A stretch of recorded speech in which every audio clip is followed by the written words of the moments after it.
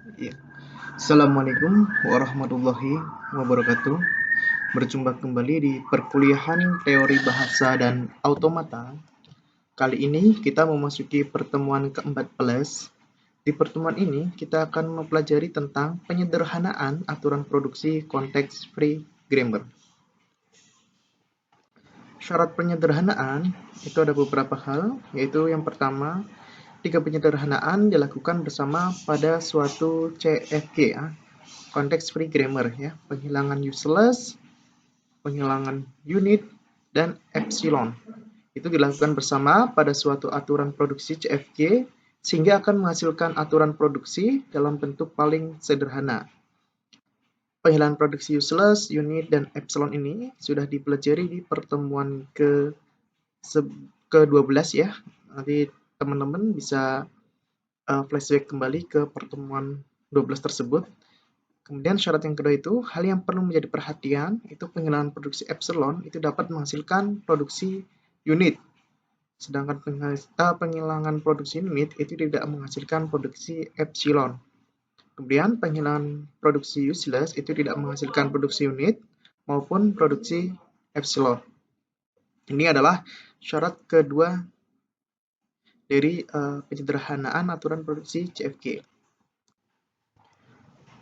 Untuk langkah penyederhanaan CFG, itu yang pertama adalah CFG itu sendiri.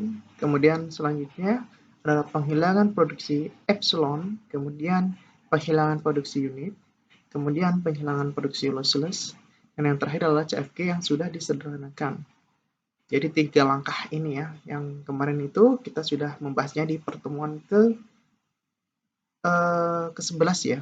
Ini ke pertemuan ke-11, sorry bukan 12. Oke, di sini adalah contoh kasus penyederhanaan CFG ya. Contoh misalkan di sini ada sebuah aturan S memproduksi AA atau C atau BD, kemudian A memproduksi BB atau epsilon, kemudian B memproduksi AB atau D, dan C memproduksi DE. Untuk penyelesaiannya ini, tahap pertama adalah penyelesaian penghilangan produksi epsilon.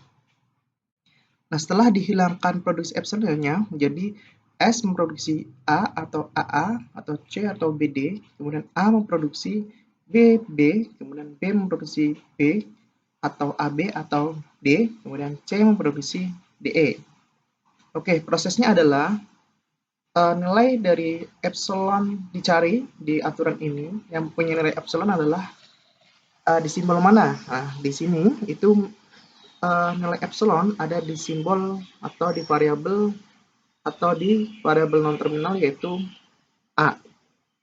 Maka nilai epsilon ini dihilangkan, maka A sama dengan atau A memproduksi BB, A memproduksi BB.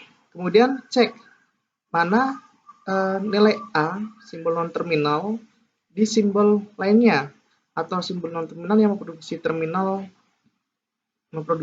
nilai A. Nah, misal bisa dilihat di sini, yang memproduksi A adalah S memproduksi A. Maka karena A ada yang bernilai epsilon, maka dibuat AA atau A. Nah, maka menjadi A atau AA. Dan C atau BD. Ini masih tetap ya. Oke, kemudian dicek lagi mana yang memproduksi nilai A. Oke, B. Oke, B memproduksi AB. Maka ditulis B atau AB atau D. B atau AB atau D. Nah, selain itu, maka dibiarkan saja. Contoh misal C memproduksi DE. Ini tidak ada kaitannya dengan simbol A atau dengan nilai epsilon, maka dibiarkan saja. Nah, maka setelah proses penghilangan produksi epsilon seperti ini. Langkah selanjutnya adalah menghilangkan produksi unit. Oke, produksi unit itu adalah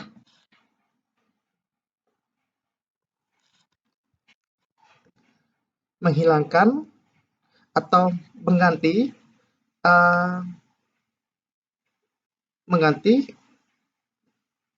nilai non terminal itu menjadi nilai terminal. Contoh misalkan di sini, tadi kan kita sudah masuk ke produk tahap pertama yaitu penghilangan produksi unit. Maka di sini dilihat, contoh misalkan S memproduksi A atau AA atau C atau BD. Nah, di sini ini karena berdiri sendiri untuk nilai C-nya, maka diganti dengan DE. Nah, maka AA atau DE atau BD. Nah, kemudian mana yang nih yang berdiri sendiri lagi? Oke, di sini ada yang berdiri lagi, yaitu B. Nah, karena B ini memproduksi B saja, maka B ini dihapus. Nah, maka tinggal B memproduksi AB atau D. Oke, maka menghasilkan setelah penghilangan produksi unit adalah sebagai berikut. Langkah ketiga adalah penghilangan produksi useless. Nah, produksi useless itu adalah kondisi di mana simbol non-terminal itu tidak bisa memproduksi lainnya lagi. Nah, maka mana nih di sini yang tidak bisa memproduksi untuk lainnya lagi? C. Nah, karena tidak ada nih yang memproduksi C. Ya kan, di S ini memproduksi BB, AA, DE, BD. Kemudian di sini A memproduksi BB, B memproduksi AB atau D. Nah, C ini tidak ada nih yang memproduksi C, maka C dihilangkan. C dihilangkan. Kenapa kok S masih tetap? Karena S ini adalah simbol start terminalnya, jadi tidak boleh dihilangkan. Maka setelah penghilangan produksi useless, menghasilkan S memproduksi BB atau AA atau DE atau BD. A memproduksi BB, B memproduksi AB atau D. Nah, ini adalah hasil dari penyederhanaan CFG setelah melakukan 3 proses tahap penghilangan produksi, yaitu epsilon, unit, dan useless. Untuk tugas teman-teman, ini ada contoh ya, sebuah aturan.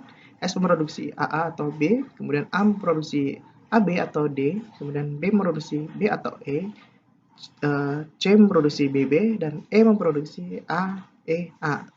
Nah, ini teman-teman selesaikan aturan produksi ini dengan 3 langkah ya, penghilangan produksi epsilon, kemudian penghilangan produksi unit, dan penghilangan produksi useless.